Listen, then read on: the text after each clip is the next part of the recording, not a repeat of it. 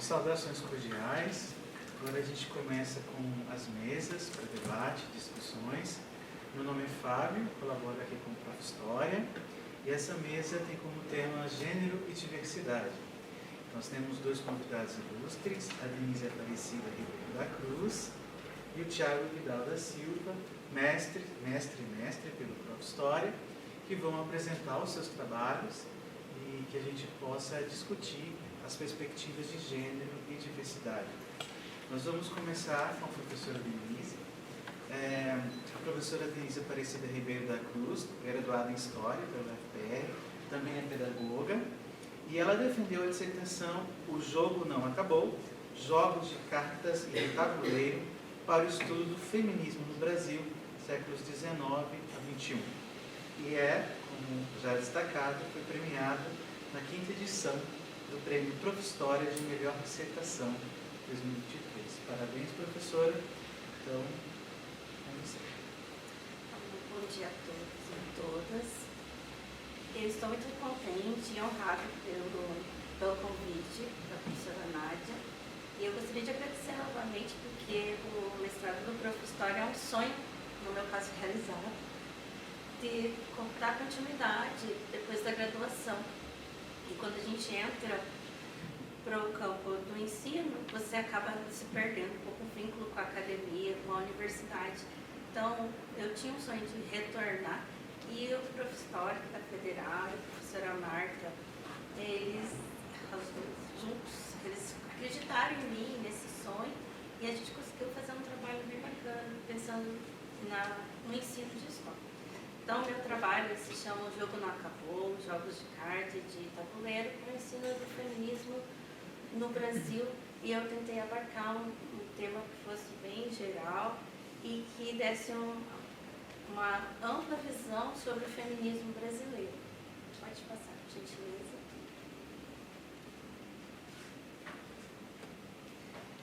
Então, o nascimento desse tema, eu vou tratar aqui sobre como eu pensei o tema e como é que ele foi trabalhado. E ele nasceu dentro da sala de aula. As minhas estudantes, elas me perguntavam, e as mulheres, professor, o que estava acontecendo com elas enquanto tinha guerra? Elas estavam na guerra, e a ditadura militar, o que aconteceu com elas? E lá na Idade Média, como elas viviam? Isso dá uma ênfase, e nos livros didáticos isso é muito recorrente, que as mulheres parecem nas margens dos livros didáticos. E as margens da história mesmo. A gente, para falar sobre as mulheres em sala de aula, em vários temas, a gente tem que procurar antes, a gente tem que pesquisar antes. E elas sempre me cobravam, e as mulheres, professora. E eu realmente passei a estudar e a sempre dizer, era assim, e as mulheres estavam assim, vivendo dessa forma.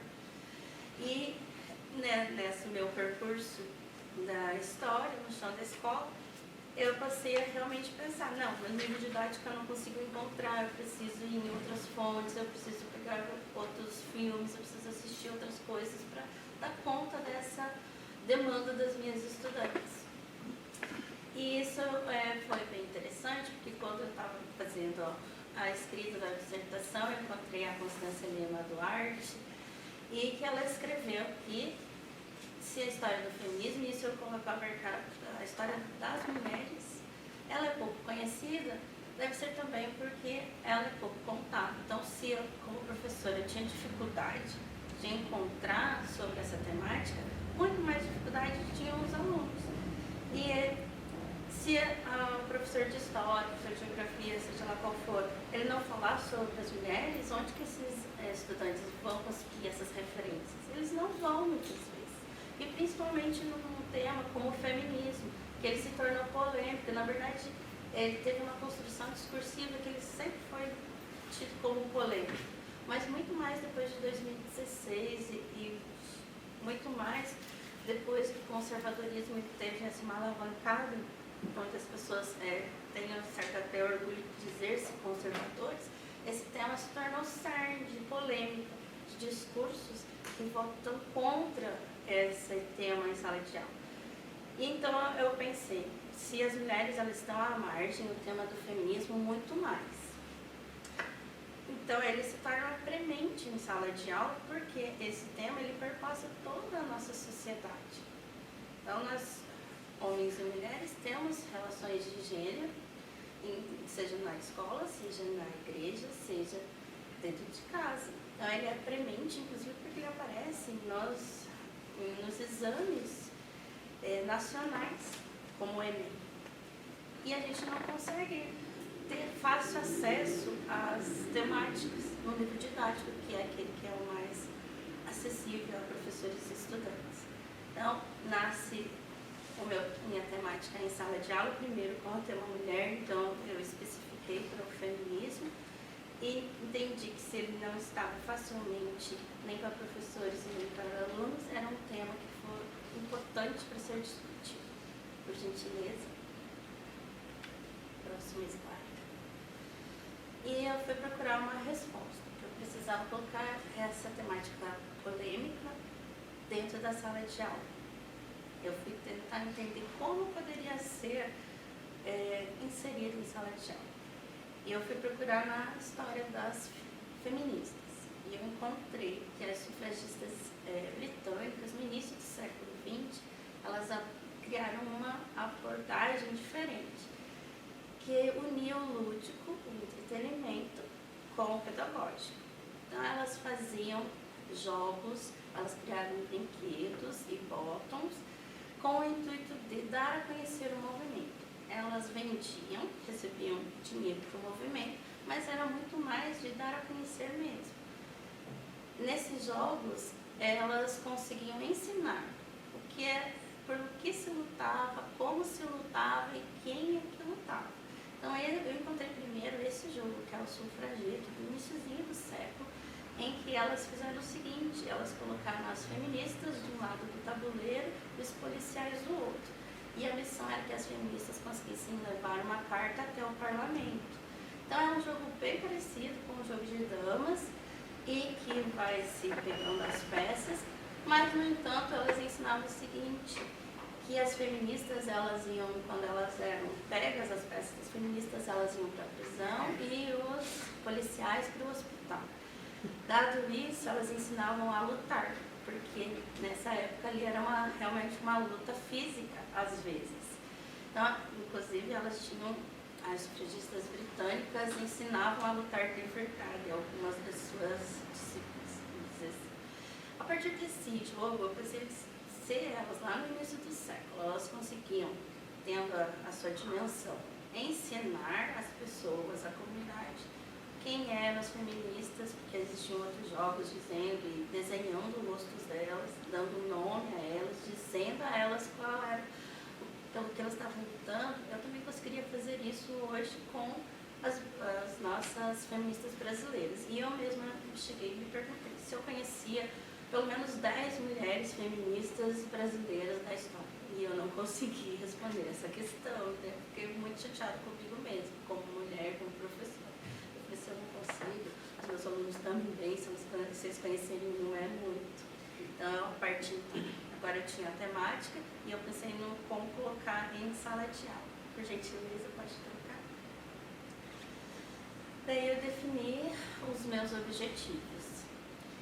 Eu parti que eu precisava entender o que os meus estudantes sabiam sobre a temática. Eu e a professora Marta decidimos criar um questionário. E esse questionário foi bem importante porque eu parti todo o meu trabalho também dali. Eu queria saber quais eram as dimensões que eu precisava ensinar. E eu perguntei a eles o que eles entendiam sobre ser mulher na sociedade atual, quais eram as lutas das mulheres e como elas eram tratadas na sociedade. E ali eu percebi que eles tinham uma ideia sobre o que era ser mulher, afinal de contas eles têm mães, irmãs, são meninas, e eles não entendiam deveras os problemas que traz a questão de ser mulher na sociedade atual. Então eles entendiam que a mãe, ela trabalhava fora e trabalhava em casa, e não percebiam como um problema o pai trabalhar só fora e não ajudar em casa. E as meninas, as minhas meninas que responderam, elas tinham 13, 14 anos para o público do 9º ano, elas também me relataram que elas faziam os trabalhos em casa, cuidavam do irmão, do E elas também, muitas não viam nisso um problema do irmão mais velho, por exemplo, e não fazer as mesmas coisas. Então, eles estão inseridos nessa realidade de gênero, das relações de gênero, e nem sempre entendem a dinâmica daquilo. Eles naturalizam que o lugar da mulher é dentro de casa, trabalhando, às vezes fora, mas dentro de casa, cuidando das crianças e fazendo comida.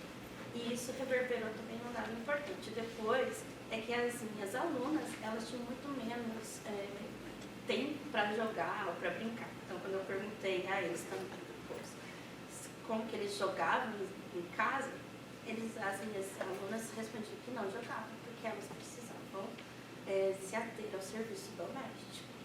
Então, ali a gente também tem uma diferença. Os meninos jogam muito mais do que as meninas. Por gentileza. Mas minha principal pergunta desse questionário era se eles sabiam que era feminismo. E a maioria dos meus alunos de 13, 14 anos, eles tinham escutado a palavra, mas não sabiam o que era. E alguns deles até relacionavam com algo negativo. E isso é bastante interessante e revelador, porque o discurso sobre o feminismo, ele é construído historicamente. E a gente tem lá na década de 60, 70, uma questão importante, que é a época em que se diz de revoluções, de movimentos sociais falando sobre si e do movimento das mulheres também, em que se pensou, não é necessário toda aquela maquiagem, não é necessário todo aquele tipo de roupa.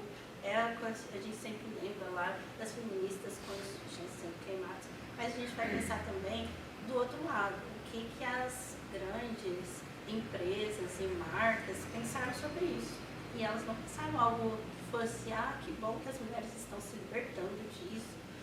Não, elas pensaram, isso não é bom para nós, a gente precisa continuar vendendo as grandes marcas das indústrias de cosméticos e de roupas. E eles vão fazer exatamente isso, construir já, abarcando tudo que se tinha antes da década de 60 e 70, sobre as feministas e colocando exatamente o oposto, dizendo assim, são mulheres feias, mal cuidadas, que não se cuidam. E a gente entende, eu entendo, por que a palavra feminismo hoje ela é tão contrária. As pessoas têm muito medo de dizer-se feministas, e mulheres que também elas lutam, elas são, porque elas lutam pelo direito, pelos seus direitos, pela igualdade, contra a opressão. Mas se você perguntar se é feminista, ela vai falar não. E ela nem entende por quê, mas é algo historicamente construído. Então, os meus alunos me responderam que eles não sabiam. Por gentileza, pode. Então, eu defini este objetivo e eu precisava saber como abordar dentro do currículo. Então, eu fui para a nossa legislação, a BNCC tinha acabado de ser construída e aprovada, e o referencial aqui do Paraná. E a BNCC e o referencial, eles têm algo bem comum, a ausência do termo. Então, eu ainda tive a sorte de ter lá o termo feminista no nosso referencial, mas na BNCC não existe. E quando você fala assim, eu vou seguir a BNCC, porque é o nosso currículo, você como professor e profissional, você vai seguir aquilo ali, que é o seu norte. Um professor que vai olhar aquilo ali não tem. Então, fala assim, não, eu vou trabalhar outra coisa, não existe. A palavra mulher também ela é bem selecionada em alguns momentos do currículo de história. Só que ainda assim é muito importante que os professores de história compreendam que se em história aparece 2 ou 3 vezes, no resto do currículo praticamente não aparece. Se nós não trabalharmos, ninguém vai trabalhar. Então, a gente tem um compromisso ético, é um posicionamento mesmo político, porque se a gente não trabalhar, outro professor não vai ter no seu currículo, entre as suas obrigações ali, de trabalhar a temática. Aqui no nosso currículo paranaense, a gente tem lá a palavra feminista num objeto muito grandioso, que são os movimentos de resistência. Então, o professor pode pensar assim, não, eu vou falar sobre esse movimento e eu vou deixar este aqui de fora. Então, normalmente é o do feminismo, porque é um termo que se você leva para a sala de aula, você sabe que você vai encontrar algumas resistências, alguns alunos que vão vir armados para falar sobre a temática com muita propriedade que eles acham que tem. Mas então daí cabe a nós, como profissionais e adultos, dialogar sobre a temática.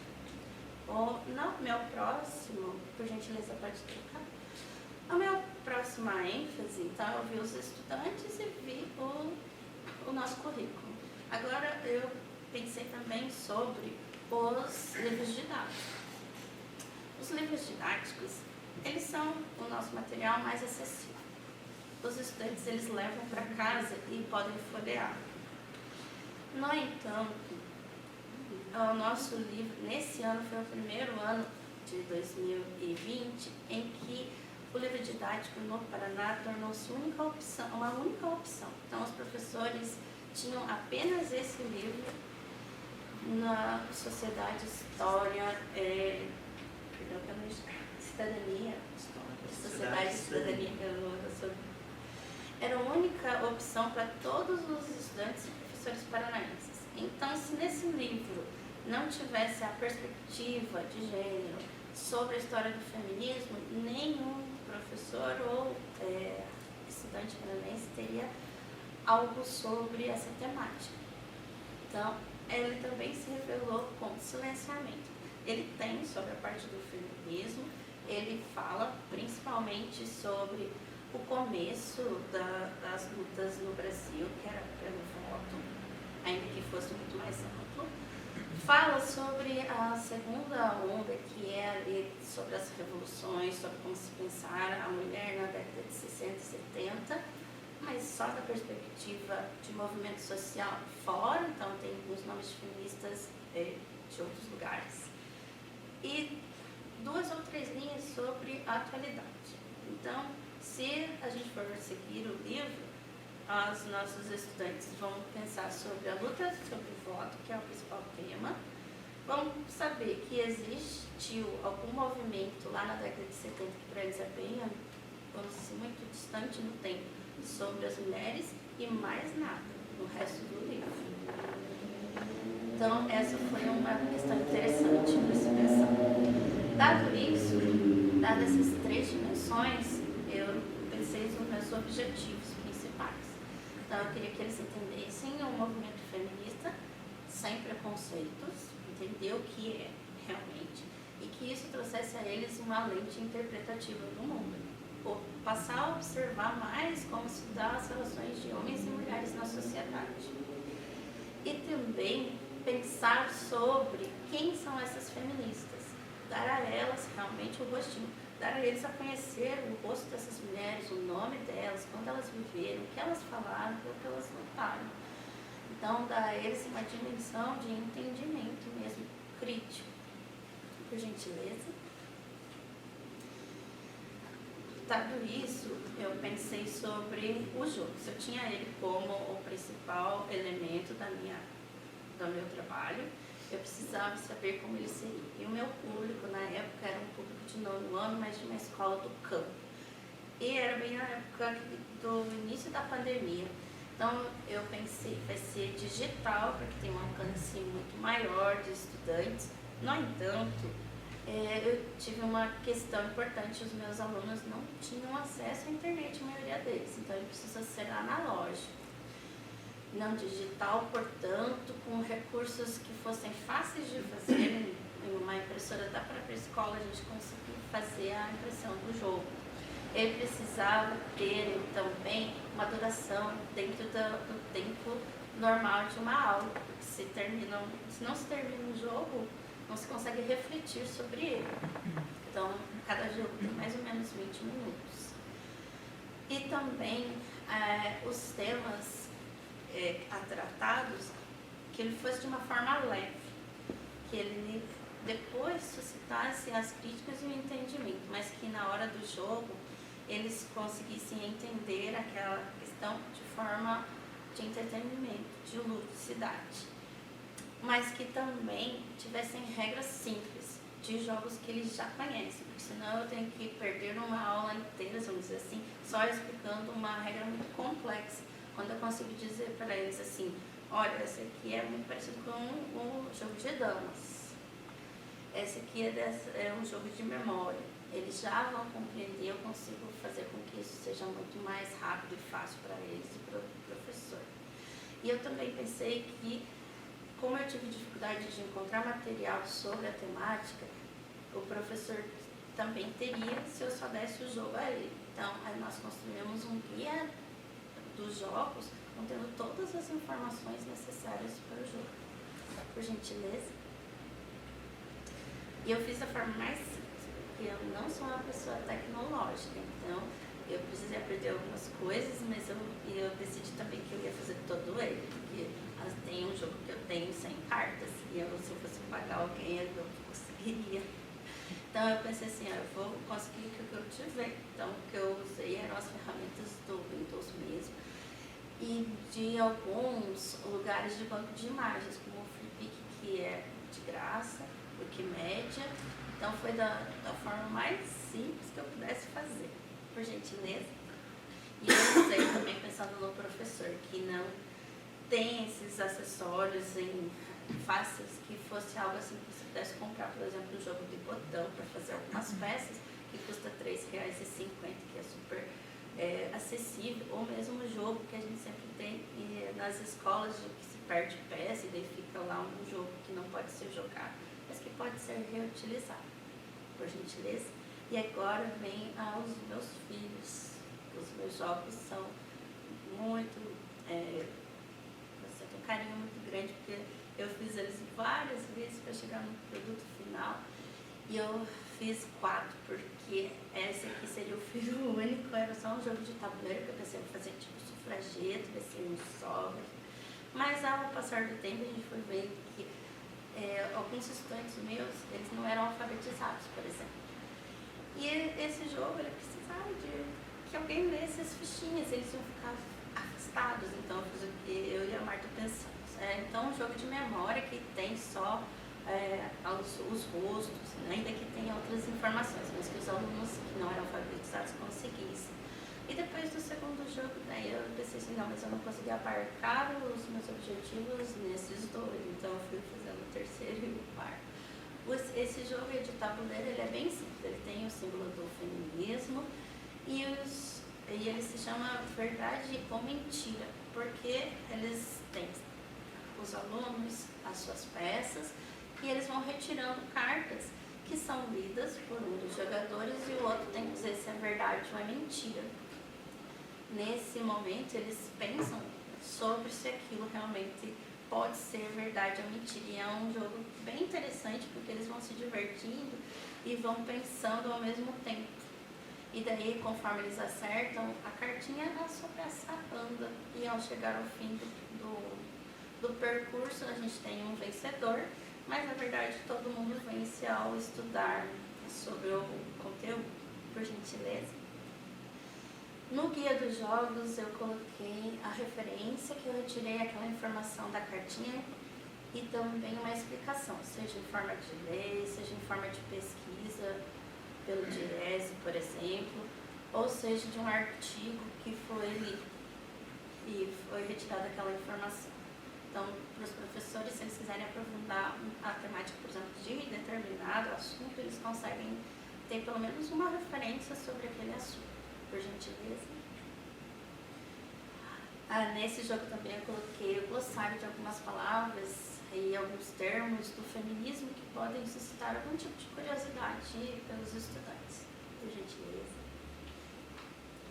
O segundo jogo é o jogo de cartas, esse que foi pensado para os meus estudantes que não eram alfabetizados, não eram letrados. E ele foi pensado também em forma de cartão postal. Então ali eu precisava ter a informação do rosto da feminista, o seu nome e também a sua luta. E ele pode ser jogado da seguinte forma: 2 cartas iguais com o rosto das feministas, ou uma carta com o rosto e uma carta com as suas lutas, as suas frases principais, por gentileza. Então aqui tem um exemplo da cartinha, como ela foi pensada, com cada parte. Pode continuar. Essa é a outra carta que faz o par com a luta da feminista. por gentileza. E aqui tem o guia dos jogos. Então eu coloquei uma breve biografia sobre cada uma delas e também uma explicação sobre a luta dela, então sobre o que ela falou e como ela pensou e como ela lutava, por gentileza. O terceiro jogo é o jogo que ele foi inspirado no timeline, em que as crianças jogadoras, elas colocam as suas cartas em ordem cronológica.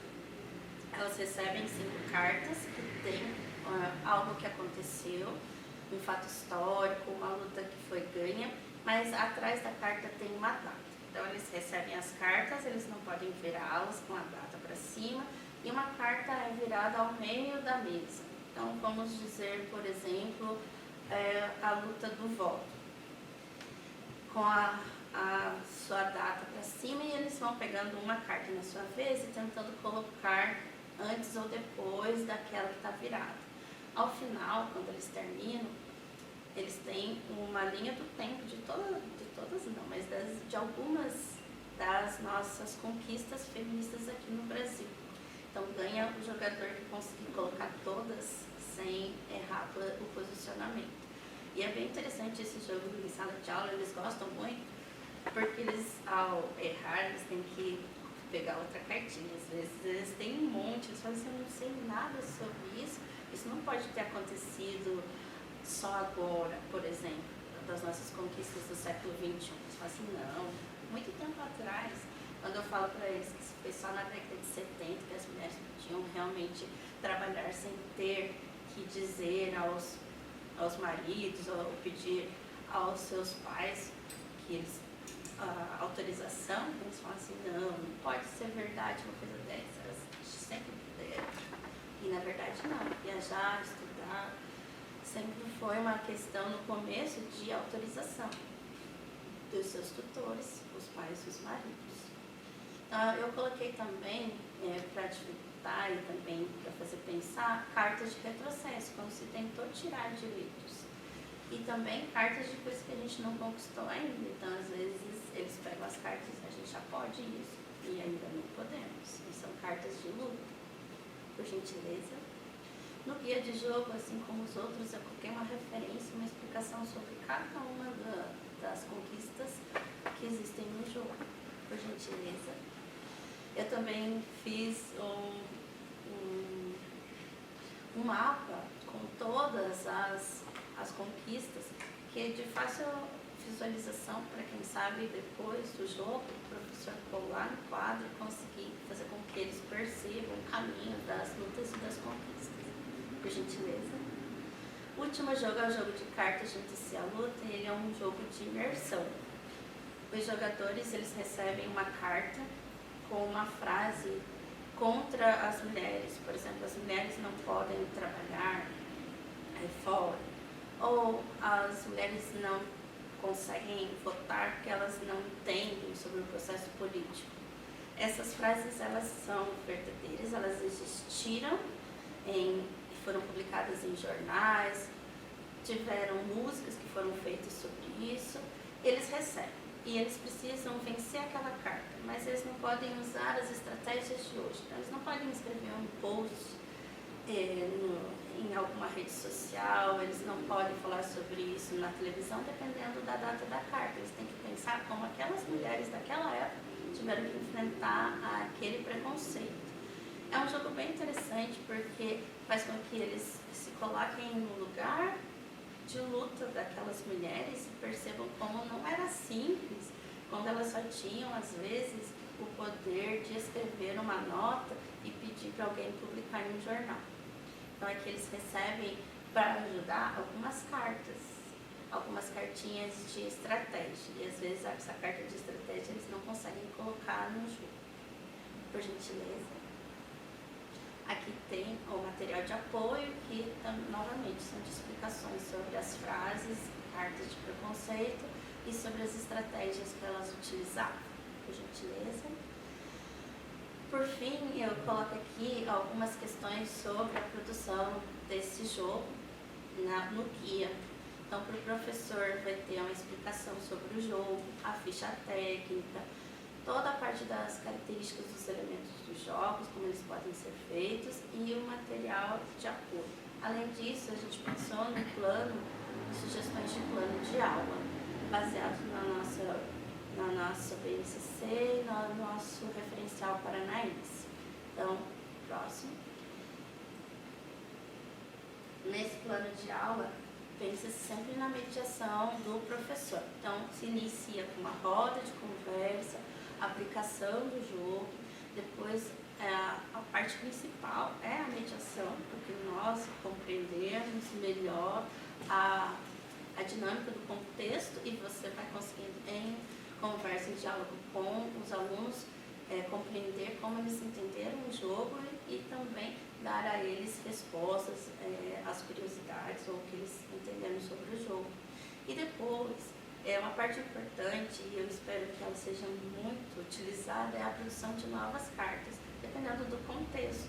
Não pode ser feito só um jogo desse tipo, falando sobre a perspectiva de uma determinada região, ou sobre determinada parte do feminismo, ou ainda sobre mulheres indígenas ou mulheres negras.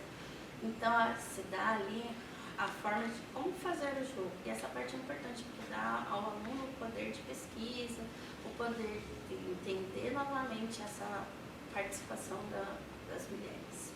Por gentileza. E eu termino a minha fala dizendo que a inserção dessas temáticas, sejam elas sobre feminismo, os indígenas, os negros, importante, uma parte de, vamos dizer assim, nosso posicionamento político, mas de esperança também. A gente é difícil falar sobre algumas temáticas, mas nós temos uma responsabilidade sobre isso.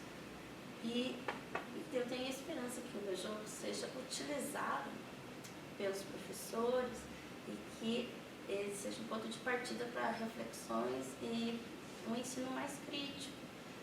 Que essas meninas, estudantes, elas se vejam representadas e que elas possam também, e meninos, possam lutar por ganhar novas lutas, conquistar novos direitos e se perceber no mundo enquanto meninas e enquanto meninos. Então, o meu trabalho ele termina com a palavra esperança. Muito obrigada.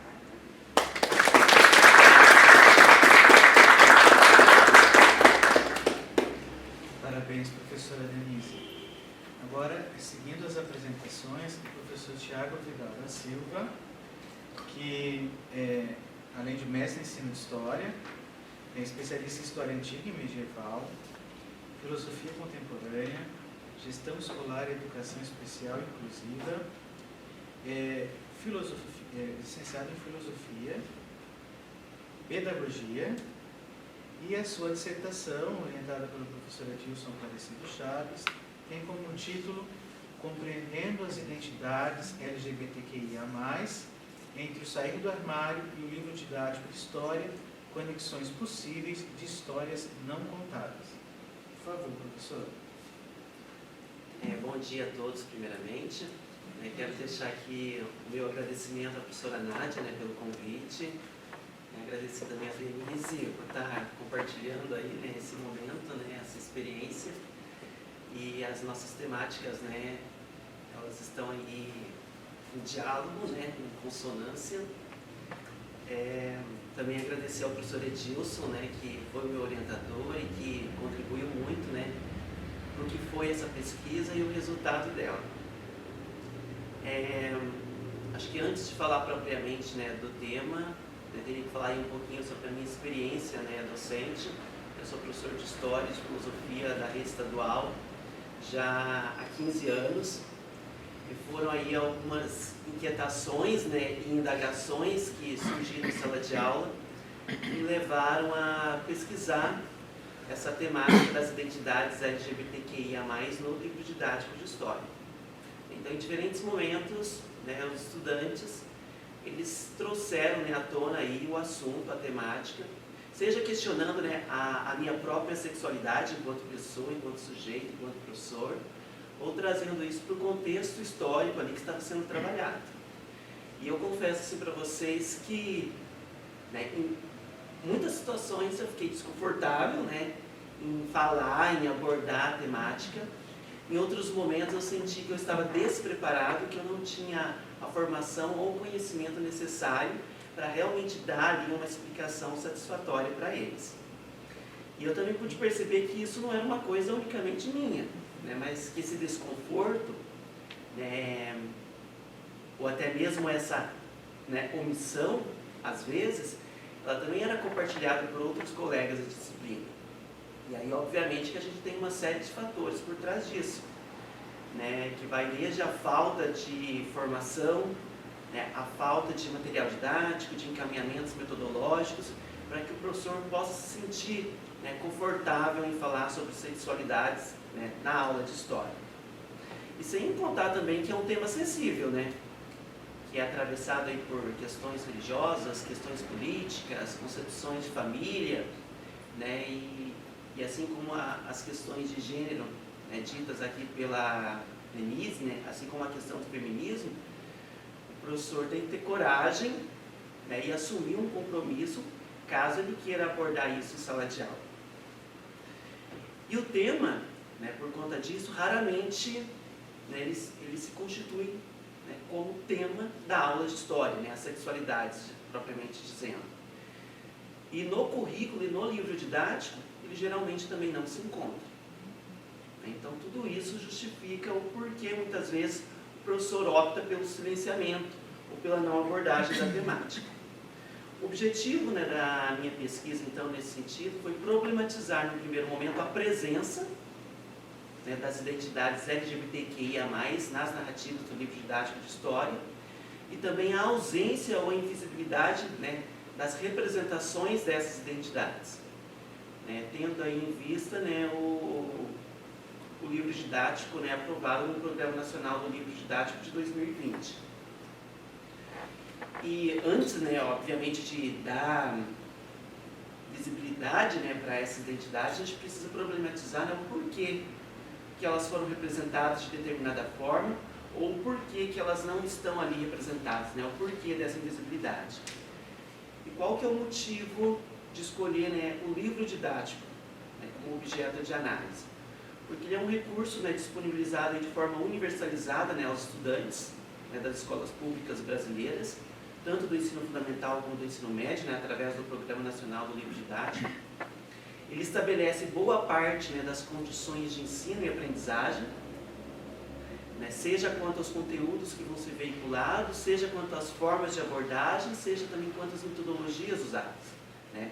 O livro, ele é o suporte, ele é o apoio, né, à prática docente, ele constantemente é utilizado como fonte de conhecimento, né, tanto para os estudantes quanto também para o professor.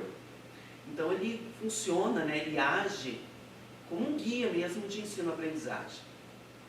E nós temos que ter também em mente que o livro didático, ele não é um objeto neutro, né, ele é um produto cultural, ele é um produto político, ele traz consigo, né, ideologias, ele, né, constituído aí com múltiplas intencionalidades. E aí, quando a gente traz isso para essa questão das identidades LGBTQIA+, nós temos que ter em mente que ele pode promover, como também ele pode inibir nessa discussão dentro de sala de aula.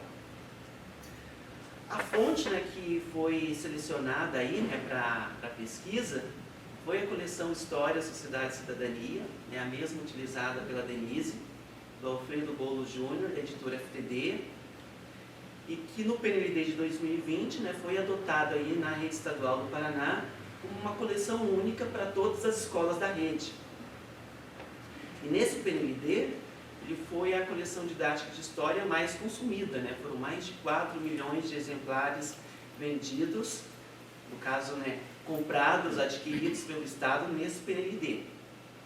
Então é bastante significativo, né, a gente analisar essa coleção para ver se a gente consegue estabelecer aí relações de como isso está impactando ou influenciando o ensino de história em sala de aula. A metodologia que foi utilizada, né, para fazer essa análise, né, do livro didático, né, de como a temática, né, se apresenta, teve com base aí dois né, autores, né, lá em Chopin, que é uma referência aí, né, nos estudos dos manuais didáticos. Ele traz ali as 4 funções do livro didático. Então, o livro didático, né, enquanto suporte, né, curricular, o livro didático enquanto um instrumento, né, que traz ali metodologias, atividades, proposições, né, de como se trabalhar, de como desenvolver as habilidades e competências, né, que se espera, no caso, para o ensino de história. A questão ideológica, né, o livro enquanto veiculador de ideias, de crenças, de concepções de mundo. E também a função documental, que é o livro enquanto, né, documento mesmo. Ele traz fontes, ele traz documentos que propiciam ali, né, a produção, né, o desenvolver do saber histórico em sala de aula. Então ele acaba exercendo, né, diferentes funções, e como que essa coleção em específico, ela, né, propicia ou ela traz essas funções. Aí também utilizei o Tomás Tadeu da Silva, né, que é um referencial aí, né, dos estudos queer. Ele discute algumas estratégias de como a diferença ela é abordada em sala de aula, né? Obviamente que ele defende a última estratégia, que é a estratégia da identidade e da diferença, que problematiza, né, a identidade e a diferença, que mostra que elas são construções históricas, construções políticas, que não são coisas dadas ou coisas naturais. Enquanto que as outras 3 primeiras ali, elas abordam a diferença de uma forma muito superficial e muito rasa, né? Geralmente apresentando a diferença, né, como uma coisa dada, como uma coisa natural, até como uma coisa boa, mas como uma coisa que tem que ser tolerada. Ou às vezes trazendo isso meio que para o aspecto individual, né? A discriminação existe, o preconceito existe em relação à diferença, mas isso não é um problema de ordem social ou de ordem política. Isso muitas vezes está no indivíduo, né? É uma dificuldade do indivíduo em conviver com a diferença. Então acaba minimizando, né, essa questão. E aí a abordagem que muitas vezes o livro faz ou o professor faz em sala de aula é uma abordagem rasa, uma abordagem não problematizada, né, da diferença. Num primeiro momento a gente tem que colocar que a obra, né, o livro didático ali, a coleção História, Sociedade e Cidadania, ela foi construída, né, de acordo com os referenciais da Base Nacional Comum Curricular. E o edital lá do PND de 2020, né, ele estabelecia que, para que uma coleção, né, pudesse participar, obviamente, né, da seleção, ela deveria seguir alguns requisitos, e um desses requisitos é de que ela não poderia, né, trazer ou reproduzir estereótipos ou preconceitos de condição socioeconômica, regional, étnico-racial, de gênero, de orientação sexual, de idade, de linguagem, também estereótipos ou preconceitos de ordem religiosa, de condição de deficiência, assim como de qualquer outra forma de discriminação. Então o edital ele é bem, né, enfático, ele é bem claro em relação a isso. É óbvio que dizer que a coleção deve estar livre desses tipos de estereótipos ou preconceitos não significa dizer que ela tenha que abordar isso. Às vezes, né, os autores, as editoras, eles optam justamente pelo silenciamento para não correr, né, correr o risco de cair nesse ponto aí e a coleção ser reprovada, né, pela comissão ali. Depois nós temos a própria BNCC, né, dentre as competências básicas ali, né, da educação básica, é uma competência que também permite dizer que a coleção pode e deve trabalhar com essas questões de gênero e de sexualidades, assim como o professor também na aula de história. A competência de número 9, ela coloca que é um dever da educação básica exercitar a empatia, o diálogo, a resolução de conflitos e a cooperação, fazendo-se respeitar e promovendo o respeito ao outro e aos direitos humanos, com o acolhimento e valorização da diversidade de indivíduos e de grupos sociais, seus saberes, identidades, culturas e potencialidades, sem preconceitos de qualquer natureza. Então, qual a melhor forma da gente promover isso? Né? A melhor forma é trabalhando, problematizando, discutindo o tema em sala de aula com os estudantes. E aí, propriamente, né, trazendo aí para o campo da história, a BNCC de História, né, nono ano, ela estabelece ali 3 habilidades que faz com que a temática, né, tenha espaço, né, tenha ali um campo de abertura para que o professor possa levar isso, né, para a discussão. Que são as habilidades número 23, 26 e 36. A habilidade número 26, né, fala ali de identificar os direitos civis, políticos e sociais expressos na Constituição e fazendo aí relacionando isso, né, com a luta contra, né, as diferentes formas de preconceito, especificando no caso o racismo. Depois a habilidade número 26, né, discutir e analisar as causas de violência contra as populações marginalizadas. E aí eles citam, né, as mulheres e os homossexuais, né, como grupos que são vítimas, né, de preconceito, né, e que são marginalizados na conjuntura atual, e que as causas desse preconceito, né, e dessa marginalização precisam, né, ser analisadas e discutidas dentro do ensino de história. E daí a habilidade de número 36, que fala sobre, né, os grupos identitários aí, né, do início do século XXI, né, discutir e identificar, né, esses grupos, para que também se possa promover um trabalho no sentido de combater todo o preconceito e toda a violência a qual esses grupos, né, estão aí muitas vezes condicionados e subjugados.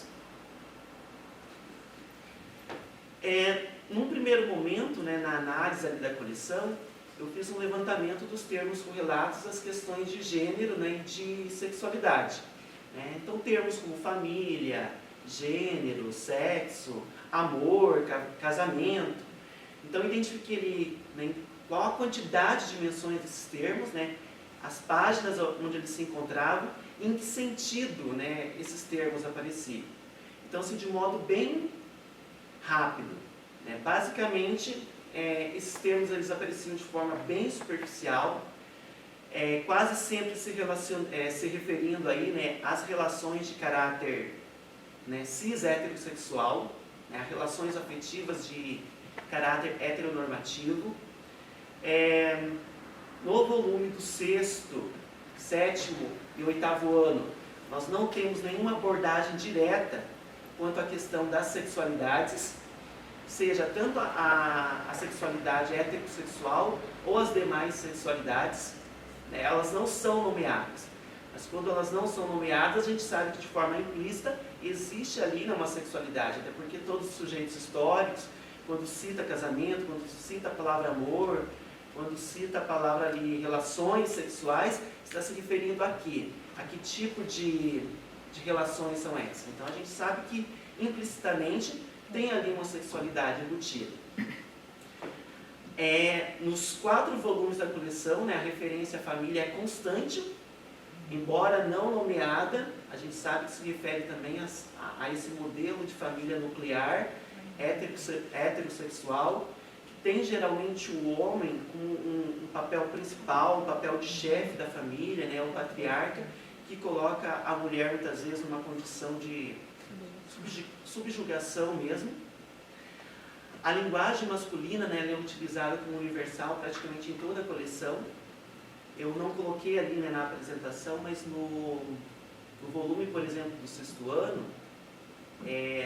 no primeiro capítulo ali que ele fala sobre os sujeitos da história, tem inclusive uma parte que é bem interessante, eu trouxe aqui, que ele coloca o seguinte, ele cita ali, né, a história ela é feita por todos nós, né, que é um trecho do livro, isto é, por pessoas como eu, você, sua professora, a diretora, né, daí ele vai citando ali, né, outras figuras no feminino, e aí o prefeito e etc. Então, assim, ele cita várias figuras, né, no feminino, mas o prefeito ele não coloca a prefeita. Né? Ou seja, todas as funções ligadas ao cuidar, né, ao educar, ao ensinar, é da mulher, é do gênero feminino. Mas o governar a política é coisa de homem. Né? Então, implicitamente, na verdade não é nem implicitamente, né? De forma bem clara, isso se faz presente ali. Mas são detalhes que muitas vezes o professor acaba deixando passar despercebido. Então, assim, as sexualidades não são temática do ensino de história na coleção e não há qualquer problematização em termos de identidade ou de diferença, em termos de masculinidades ou feminilidades. E aí, conforme eu vou fazendo a análise da coleção, né, do texto, das imagens, das atividades propostas, eu vou trazendo aí as minhas proposições didáticas, né? Não no sentido de dizer que a coleção, o livro é ruim ou bom, porque não é esse o objetivo, né? Mas é no objetivo da gente fazer uma análise crítica do livro, né? Perceber que existem lacunas, obviamente, existem ausências, existem invisibilidades, e que ao identificar isso, o professor pode promover aí um debate, uma discussão a partir disso, e trazer novas fontes e documentos para a sala de aula. E aí eu trago algumas sugestões, né? Proponho ali 40 fontes, né? Diversas imagens, textos, artigos de jornais, de revistas, músicas, que o professor pode estar trazendo para promover um debate, uma discussão em sala de aula, onde aquelas habilidades, né, elencadas lá no início, que estão, né, inclusive na própria BNCC, que elas de fato possam promover ali, né, um ensino, né, de história que seja significativo, né, para os nossos estudantes. Aqui, por exemplo, nós temos ali numa atividade 2 imagens, né, que o autor traz, para trabalhar ali o conceito de mudança, né? A gente percebe assim nas imagens e na própria narrativa do livro a questão étnico-racial muito presente, né? Existe uma preocupação quanto a isso.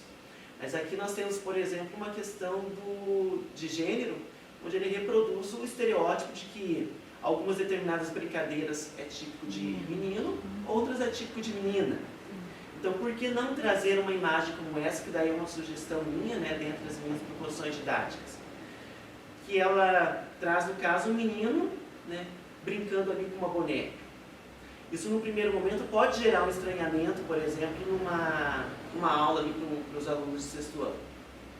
Mas ela permite discutir também o conceito de mudança, permite discutir questão étnico-racial e permite discutir também questão de gênero. Depois nós temos ali outras imagens que traz, né, a primeira imagem ali é da coleção, né, que traz uma família, né, heterossexual. É uma fotografia como exemplo de fonte visual. Mas por que não trazer também uma fotografia de um casal gay com os seus filhos? Né? Isso vai trazer um estranhamento, isso vai gerar, vamos dizer assim, um certo burburinho, mas, né, a proposta é justamente essa. E dependendo da forma como isso é abordado, né, os alunos, eles acolhem isso muito bem. Né? O problema muitas vezes está, né, nos pais, na sociedade lá fora, que é uma sociedade, vamos dizer assim, mais intransigente em relação, né, a isso. Mas eu vejo que nós temos que começar, né, esse debate, essa discussão em sala de aula. E daí eu vou perpassando ali, né, os conteúdos trabalhados, né, pela coleção, né, e sugerindo aí diferentes fontes, diferentes documentos para promover esse debate. No conteúdo lá sobre Grécia Antiga, né, propriamente dito ali sobre Alexandre o Grande, que é basicamente um conteúdo que nem aparece no volume de 6º ano, eu sugiro, por exemplo, trazer uma fonte atual, que é uma entrevista, no caso, entrevista não, é uma reportagem, né, de um jornal, onde um ex-sargento, né, ele fala ali sobre uma experiência que ele teve, né, de discriminação, né, de homofobia que ele sofreu, né, dentro das Forças Armadas, e sendo que ele denunciou isso, né, ele abriu um processo contra isso em relação a todo esse preconceito. E daí o interessante é que na argumentação dele, ele traz a figura, né, histórica do Alexandre o Grande, dizendo, olha, Alexandre o Grande era um militar, né, ele era homossexual e ele não sofria preconceito por conta disso, ele era respeitado pela sua tropa.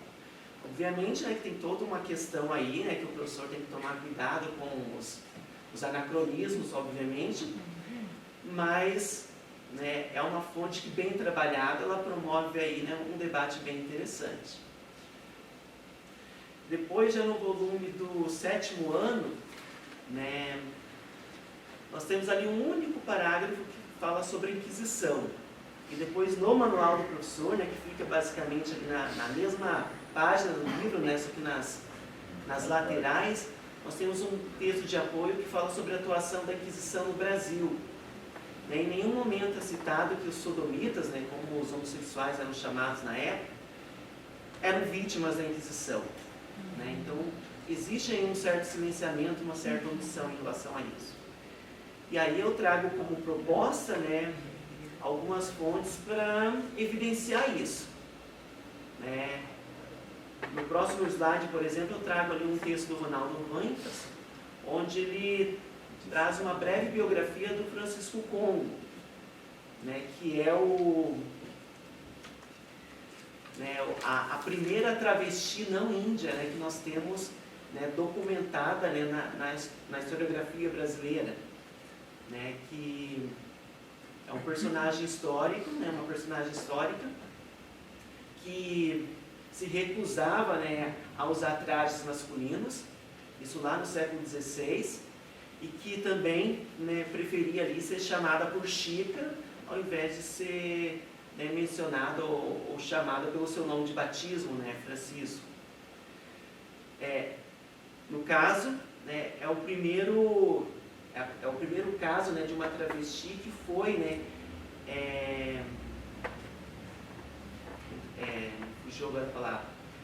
né, condenada pela Santa Inquisição. Depois nós também tivemos a Felipa de Souza, que também é a primeira lésbica que nós temos, né, documentado aí, que também chegou a ser condenada pela Inquisição no Brasil. Então são personagens históricos que podem ganhar espaço dentro dessa discussão em sala de aula. Ali também eu trago uma outra fonte, né, de um livro do João Silvério Trevisan, onde ele fala sobre a troca de gêneros, né, entre os indígenas brasileiros. Aqui no caso, né, de mulheres, né, dos índios tupinambás, que elas adotavam ali, né, o gênero masculino.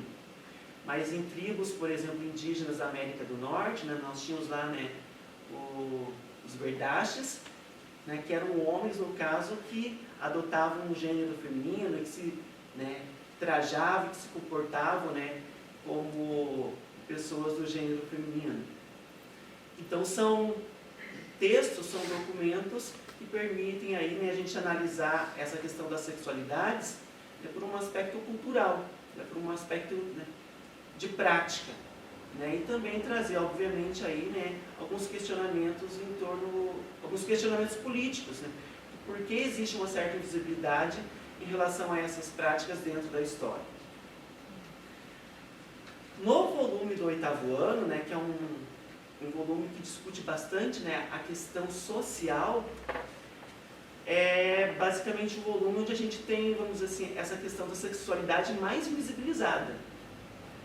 E ali eu proponho, né, obviamente, diferentes documentos para se trabalhar, né, a questão da sexualidade enquanto costume, enquanto prática, seja no iluminismo, seja no século XIX, que é quando surge de fato a figura do homossexual, né, enquanto sujeito, né, e isso obviamente por conta de todo um aparato político, né, surge o homossexual, né, dentro da medicina, surge o homossexual, né, dentro do campo jurídico, né, e aí ele passa obviamente a ser julgado, né, por conta disso, né, por conta da sua sexualidade. E uma das figuras bastante emblemáticas, né, do século XIX, da era vitoriana, é o Oscar Wilde. E aí uma das fontes que eu trago é uma carta, né, que ele escreve, né, da prisão, quando ele estava preso, né, e a gente sabe que a prisão dele, né, foi desencadeada por conta da vivência, né, da sua homossexualidade de forma pública, né, e isso naquela sociedade foi algo assim extremamente, né, condenado. E ele teve, obviamente, toda a sua trajetória, todo o seu legado durante um bom tempo, né, marginalizado.